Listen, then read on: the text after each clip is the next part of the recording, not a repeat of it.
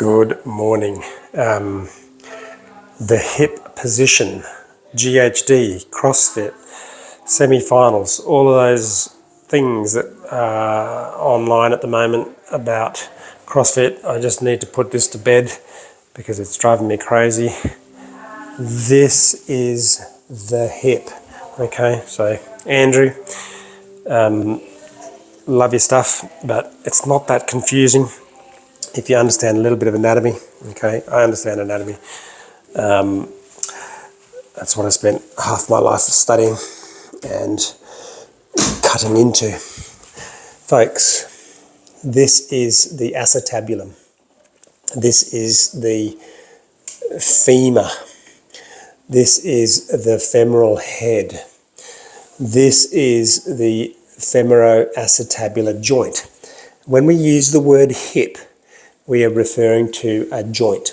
This is the hip joint, all right?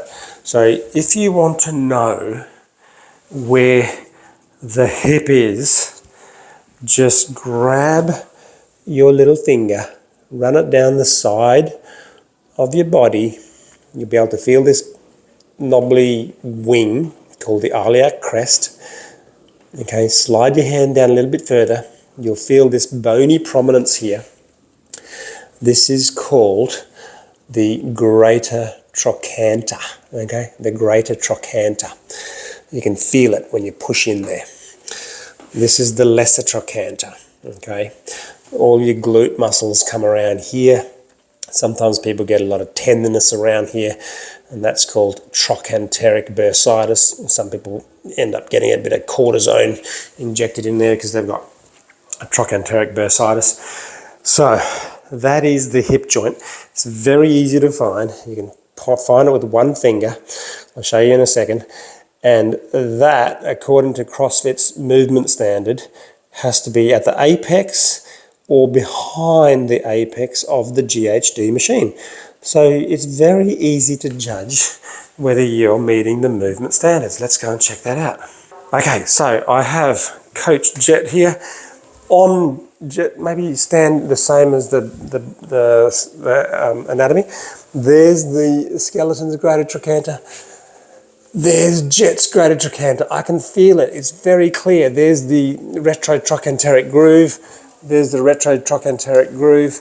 That is the point of reference that we're talking about in CrossFit's movement standard for the hip joint. Let's go out to the GHD, Jet. Here we go. Following Jet out to the GHD. Coach. Jet, jump on the GHD. You can adjust this however you like to suit you. Okay. Now, Jet is locked into the GHD.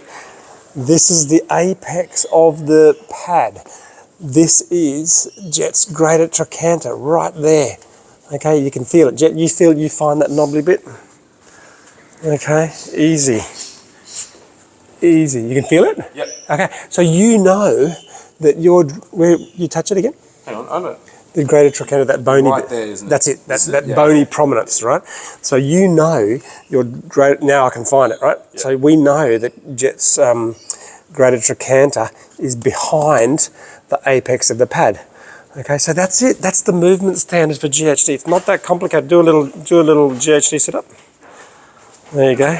Boom. And you could probably even go forward another couple of inches if it was to your preference. You would still be way behind the apex of the pad, and you'd have a good rep. Yeah. Okay. The only thing that sometimes does enter confusion with GHD is where you put your hands. Yep. I know Boz has said your hands kind of have to be in line with your shoulders. He said that, yeah. And a couple of athletes have been putting them really wide, like like a butterfly. Yep. And then the other thing that needs a bit of clarification is when you cannot use a riser to go back and touch. Yeah. So I'm not 100% sure about that standard. Do you know, Jet? Or No, I'm actually not sure. not sure about the riser, not sure about the hand touching the ground position. I think it differs with each competition. Yes. Yeah. But in terms of the hip position, which everyone's getting confused about, it's very simple. It's where the greater trochanter is, because that's in reference to the hip joint. Okay, the hip is not a big, large zone. It's a very localized point of reference. Okay, thanks, coach. That's all right. Talk to you later.